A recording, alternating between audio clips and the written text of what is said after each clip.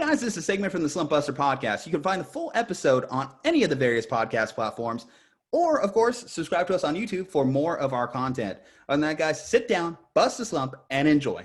On our Instagram story, on our poll, voted on by a ton of people, so great fan interaction there. Appreciate you guys. 52% voted for the Chiefs. Vegas is also going with the Chiefs as they have them as a 3-point favorite. But I am going to say that the Tampa Bay Buccaneers, with Thomas Edward Brady, as Skip would so often say, will win this Super Bowl, fully establishing his legacy, doing something unparalleled in the history of sports. And I don't think we'll ever be topped, honestly. This is the NFL. This is in 2021. This isn't Bill Russell winning 11 rings in the 60s. This isn't Jordan in the NBA. There is parity in the NFL. And the fact that Thomas Brady just keeps enduring, keeps winning, and goes to another team, a team that hadn't even been in the playoffs in over a decade, hadn't had a playoff victory since they won the Super Bowl in the early 2000s, and puts them in the spot. I am just blown away. And I just feel as though you just don't win money betting against guys that have that type of mentality. There was a report that there was a player crying that they were going to the Super Bowl, and Tom Brady went up to him and basically said,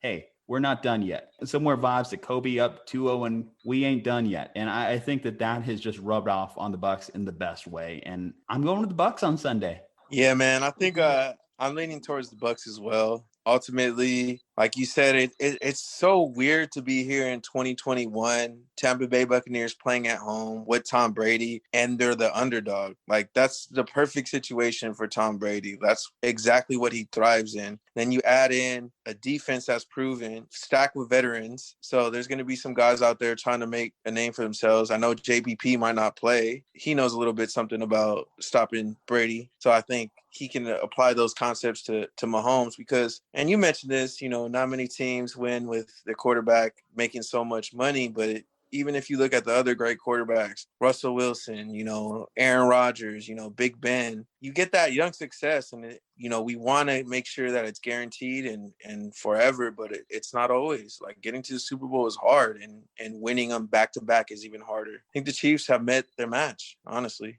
Might be honestly the greatest quarterback matchup we've ever gotten in a Super Bowl. Honestly, because the only thing that I can even think that's even close is John Elway versus Brett Favre. And as those guys, 2 careers with Brett Favre mostly, as their careers panned out, it was clear that this isn't even on the same level or even in the same stratosphere as these 2 guys. Kenny, where are you going on Sunday?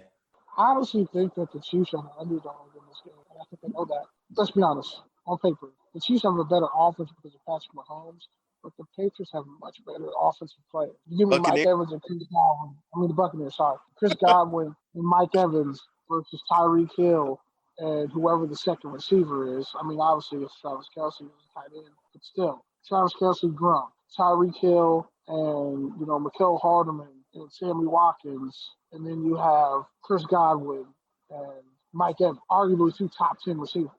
So it's going to be probably the highest scoring Super Bowl ever. And while I'm never counting out Tom Brady, I think Patrick Mahomes' legacy is going to be forged on the back of this game. You're not going to be able to deny him. I look at it like when Aaron Rodgers beat Ben Roethlisberger in the Super Bowl. Like, it was just Aaron Rodgers' time. Like, you say Rodgers should have more, and everybody thought Rodgers and Brady were going to have a Super Bowl at one point, but that never happened. This is like that Kobe and Jordan never met in the final. This is Mahomes. This is Brady. I got to go to Mahomes because I think Andy Reid, he sees Brady. He's like, you ain't got Belichick with you now. And let's be honest, Arians is a great coach, but he's not better than Andy Reid. Andy Reid, now that he has a thirst, he has that Super Bowl off his back. Like, I think he's reached a whole other plateau. And Eric Bieniemy, who should definitely already be a head coach, I think they're going to have the play call of their life. And you got to remember, Le'Veon Bell is over there. Yeah, they have Antonio Brown for the Bucs, but Le'Veon Bell is hungry too. A bunch of running backs like this. I got to go Chiefs. I just think Mahomes is going to solidify his legacy, and I think they'll pull it out somehow. I don't know how.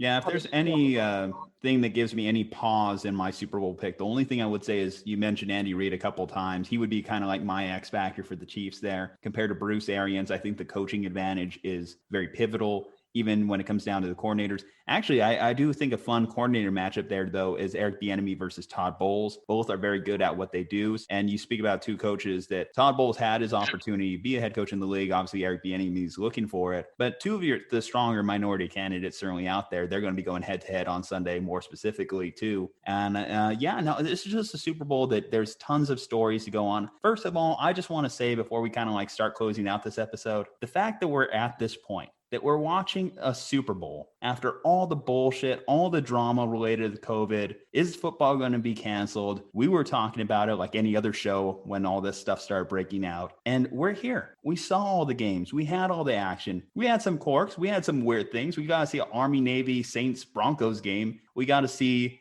a game moved on Wednesday. This is the first year in league history that we saw football on every single day of the week. And we're here. We're at the Super Bowl. We have two of the greatest quarterbacks of their generations and may go down as two of the greatest of all time going at it. And I got to say, I thank Roger Goodell. I thank the players. I thank the NFLPA. I thank the fans that could go. I thank everyone that made this a possibility. And of course, I thank our listeners for tuning in and enjoying like our coverage over the NFL season. Obviously, football is huge. Football brings us together. And I'm so glad that even though we might not be having Super Bowl parties in the same way we'd like on Sundays, we're all going to be together watching. And that's going to feel good on Sunday.